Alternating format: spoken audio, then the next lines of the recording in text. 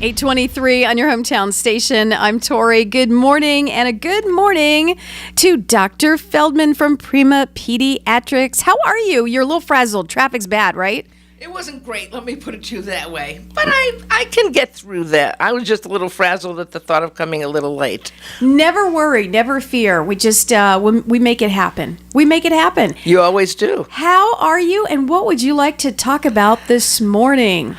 I'm actually quite good, and what I'd like to talk about is something slightly political, but really medical. And that is the defeat of the most recent bill on health care. And the reason I wish to speak about it, not because of politics, is because my big thing is children's health care. And I think everybody needs to know that had that bill passed, we would have had a disaster in children's health care. In fact, the American Academy of Pediatrics was just announced yesterday that it was our political action that helped steer it away from that health bill. Because evidently 95% of the members of the American Academy of Pediatrics, and I'm one of them, either texted, tweeted, or called Congress and the Senate to tell them not to pass it. Is there anything that sticks out that would affect children's health care? Is there any one thing that just was a red flag for you that would affect the children's health care? Yes, the big red flag was to get rid of a lot of the funding for the state Medicaid, which in our state is called Medi-Cal, because a third of the children in the state of California are insured by Medicaid. And that would have meant that a huge portion of our children would have been without medical care. Not only that, but it is especially important for the kind of children that I see in my practice, which are all the kids with special health care needs. Virtually all of them use Medi-Cal in some form or another, even if they have private insurance, to be able to stay alive and to be able to be contributing individuals to our communities. So this must have been very heartfelt when you were that week when they were trying to decide, the vote, and then it came down on a Friday a couple of weeks ago. You must have been at the edge of your seat just hoping for a not pass, huh? Well, I'm not one of those people who leaves things to fate and chance. I had already devised my own personal response should they have passed that.